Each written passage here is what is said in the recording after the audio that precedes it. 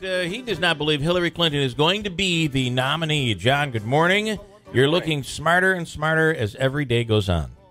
Yeah, I've never been able to see it in the first two, the Iowa caucus, New Hampshire primary, confirming it more and more. Yeah. You know, take Sanders out of the equation, and let's just watch Mrs. Clinton running against herself. She got less than 50% of the vote in Iowa. Could conceivably have really lost it. You know, it's being challenged. Right. But and don't you feel that even being close there was a loss? Well, being close there was a loss. Yeah.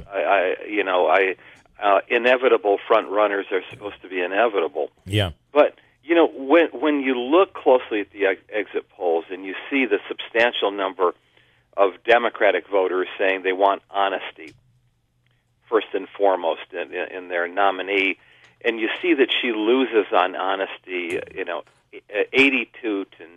Yeah, boy. Same thing happens in New Hampshire, incidentally. Cares about people like me. You know, that's a famous middle-class question that we pollsters ask. 30% said that was most important to them in casting their vote. In both states, she loses with, again, 80-something to low double digits. So, I mean, the bottom line is that she has lost the trust of Democratic voters, makes it very difficult to project herself to independent voters nationwide. But she lost among women double digits. She lost 88-10 among millennials, and I have said this many times before.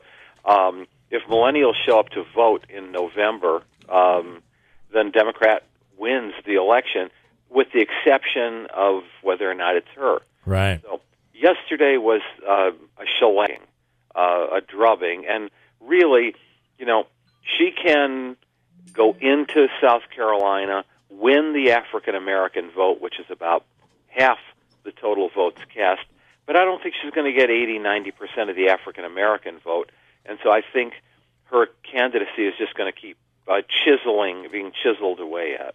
How long before, after last night, you would expect, I guess, New Hampshire's odd, so, you could discount New Hampshire, I guess, but not a beating like that. I mean, that was, no, not a beating. You call it a shellacking. I mean, who would have expected that? So that is significant, and, she really, in South Carolina, don't you feel, should pounce on Bernie Sanders, and if that doesn't happen, so the bar is not really high for Sanders here. All he's got to do is come in and hang around and show well in South Carolina, and that is telling. Two things going on here. After New Hampshire, you're done with the beauty contest phase. The order of finish and who wins by 10 or who wins by 1. Now what you're looking at is a compilation of delegates, and figure they're about even. Sanders has a bit of an edge in delegates from the first two states, but he definitely has the juice in South Carolina to pick up a significant number of delegates. Whether she wins South Carolina or not, get into Super Tuesday, you got a bunch of states that have, substantial white working class, white college educated. Those are groups that are going for Sanders, millennials, in all those states. So, he may or may not, probably doesn't win South Carolina, but he gets his delegates. Probably Sanders wins in Nevada. That's more momentum and more money. Goes into Super Tuesday, and it's looking like more of his turf than it is hers. This is okay. So I've heard the Democrats will not allow Bernie Sanders to be the nominee. Do you agree with that? I do agree with that, and I also know that the vice president is watching all of this. He has said that no options are off the table. Timing is everything. Do you remember, and maybe my memory is wrong, but George H.W. Bush had a commanding lead going in, and this was against Clinton, right?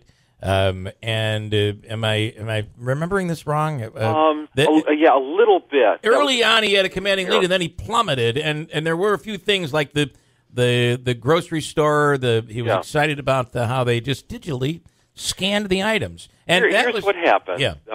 Basically, after Operation Desert Storm, he hit 91% of the polls. Yeah. But within a few months after that, so the latter part of 91, we're into a recession, and you see him plummet down his approval rating, 38%. Then Perot enters the fray. And right. what happens is you're at about one-third, one-third, one-third, with Clinton in third place and Perot in first place. And then essentially what happened from there is Perot soared into first place going through June of 92, dropped out of the race right at the Democratic National Convention. Clinton soared into first place. Okay. At that point. And then, Perot came back in. By that time, the Republican vote was split.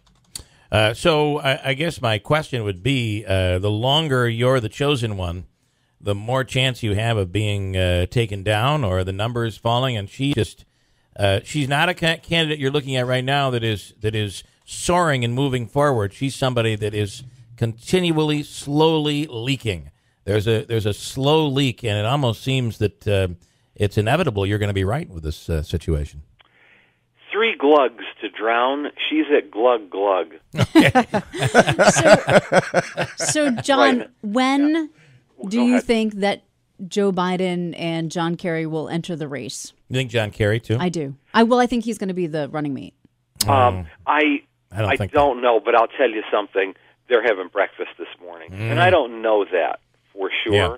but I do know that. You think that's the superstar team? That's who I think it could be, but there's got to be some diversity. Yeah. So, so I would say I don't know there's a Latino ready yet. If it's Joe Biden, you could be looking at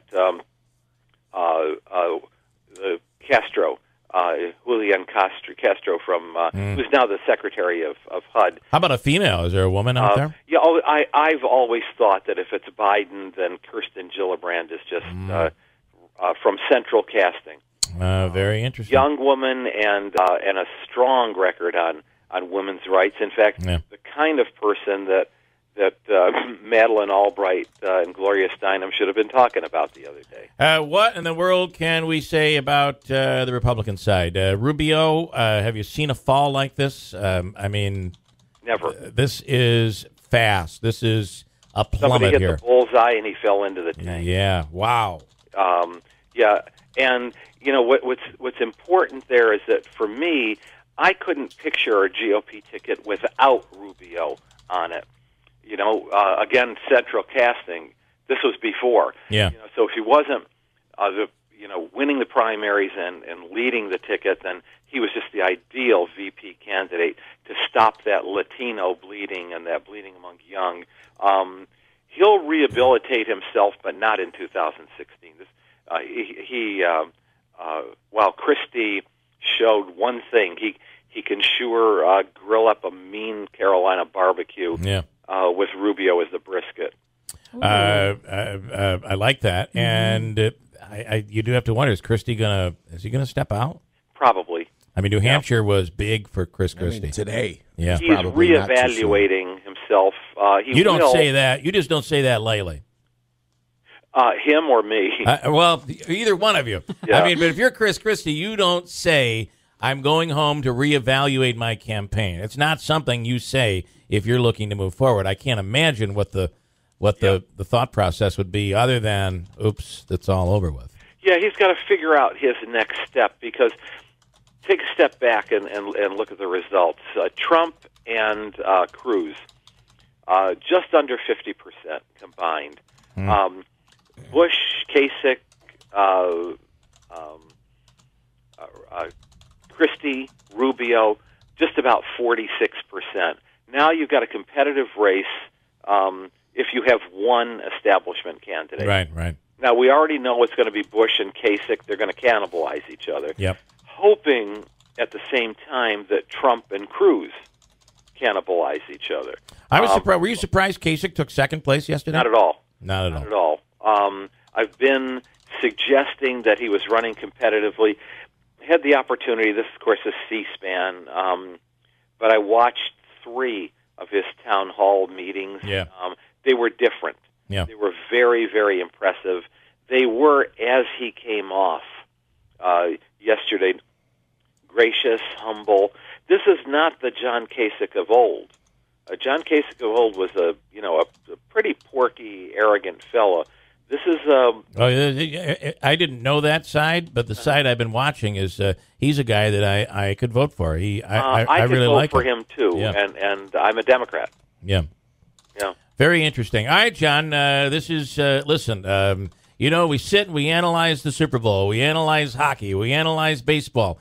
And just as interesting, we analyze this political season. It's just amazing here. It is.